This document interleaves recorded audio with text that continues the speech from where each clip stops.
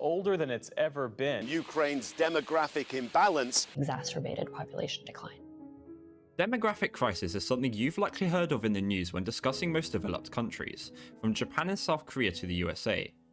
Many of them comprise aging populations, where because people live longer, the proportion of retirement age people increases, placing pressure on public services like healthcare. As a result, states must increase taxes on younger working people to negate this shortfall, reducing economic productivity and standards of living. But few countries are facing such a severe demographic crisis as Ukraine, which is what we're going to examine in this video, which I will split into 3 sections. As we move into the 2nd anniversary of Russia's invasion, the situation has become ever more tenuous. Russia is on track to suffer 500,000 casualties by the end of the year, according to the UK's Ministry of Defence. Economic sanctions are biting hard, and the Russian economy is beginning to show signs of war fatigue, with a similar phenomenon happening to Ukraine.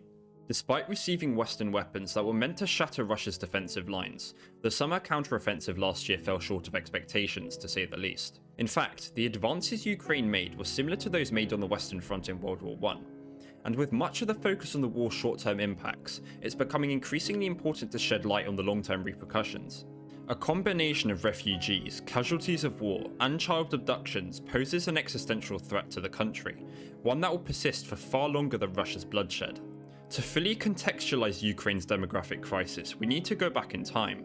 In 1939, Ukraine's population stood at roughly 42 million according to Soviet records, which may not be entirely reliable as they do discount the few million that died during the Holodomor. Following the devastation of World War II, Ukraine's population had sunk to 27 million, yet by 1960 the population had jumped back up to its pre-war level. But this sharp population increase wasn't unique, as it happened in virtually every country impacted by the war during the baby boom years.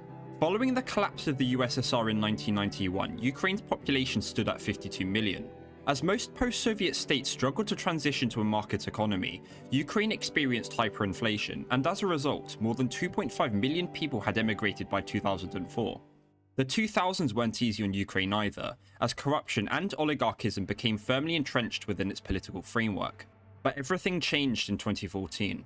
The Euromaidan protests against long-standing political corruption and foreign policy issues of the Yanukovych government threw Ukraine into a dangerous situation. With an alarmed Russia in its border, the stage was now set for turmoil. Russia illegally annexed Crimea in the same year, depriving Ukraine of almost 2 million people, with a further million fleeing abroad due to the Donbass war. Prior to 2022, economic migrants comprised the majority of Ukraine's emigration, mostly younger working-age people. A smaller working-age population aside though, Ukraine was one of the poorest nations in Europe, with a per capita income of $4,800. Marginally higher than countries like Iran, but far below even Belarus, which stood at roughly $7,000. Of course, looking at this stat in isolation isn't very useful, so let's take a quick look at healthcare, another significant component when examining demographics. Ukraine's healthcare system lay far below the European average in terms of number of doctors per thousand people, which stood at 2.99 in 2014. Fewer doctors mean longer waiting times, less time devoted to patients, and extensive backlogs that place more pressure on public services.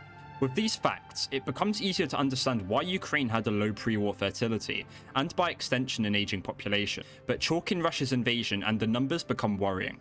When martial law was declared in February of 2022, men between the ages of 18 and 60 were at least on paper barred from leaving the country so they could be mobilized. And so far, more than 6 million refugees have fled Ukraine. This means that a vast majority of refugees are women and above all children. When talking about refugees, we have to consider repatriation. As the war drags on, refugees will have had more time to integrate into their host countries, and for young children this is especially important as they begin to form links in their crucial early years. At the moment, it's impossible to determine how many refugees will return, but according to an EU study, a quarter are unsure whether they would return at all. This is where projections come in. Using different percentage rates of repatriation, an online study concluded that if 35% of refugees return, Ukraine's population would drop by over a third by 2040. Whilst 35 seems overly pessimistic, even a best case scenario of 90% would see a population decline of 1/5, but that's just one piece of the picture. In March 2023, the International Criminal Court issued an arrest warrant for Vladimir Putin on charges of child abduction. Moscow claims it's brought 700,000 children into Russia's territory since 2014, whilst Ukrainian authorities have managed to verify 20,000 so far. In any case, the removal of children from Ukraine's population will only worsen its demographic plunge. Efforts to repatriate these children will also take years, and with Russia facing a similar demographic crisis, they won't be willing to give them up. What it boils down to is a zero-sum game, where for every child Ukraine loses, Russia gains another. Another important factor to consider are war casualties. It's obviously difficult to get an accurate estimate, even more so during an ongoing conflict, but Ukraine has likely suffered up to 200,000 casualties based on US estimates. And the impact of casualties goes beyond the simple loss of life. Ukraine must invest in healthcare and psychological support to accommodate thousands of veterans, putting further strain on a war-ravaged economy. And depending on the severity of injuries, many of these casualties will be unable to work, further filling a void in Ukraine's labour pool. Overall, Ukraine faces a serious challenge, not only in managing its war effort, but in tackling its population troubles. Obvious tactics to reverse this trend include opening up the country to immigration, or instituting benefits and tax breaks for families to encourage higher birth rates. Countries like Poland, Japan and South Korea face comparably low levels of fertility, and with different policies to negate this, Ukraine will have to take notes. So thank you so much if you managed to make it this far. I know this was a very simplified portrayal of Ukraine's demographics, and obviously I'm far from an expert on the subject, but I felt it needed to be covered. All mention of Ukraine in Western media seems to have just simmered out, at least here in the UK. It might have something to do with Israel and Palestine and all the elections that are happening this year, but I don't know what's going on. So I felt inclined to make this video, give a bit more attention onto Ukraine, especially in a time when it needs all the support it can get. But yeah, in the meantime, I hope you're all wrapped up in these cold winter or, summer months, depending on where you are. Stay safe, and I'll see you in the next one as always.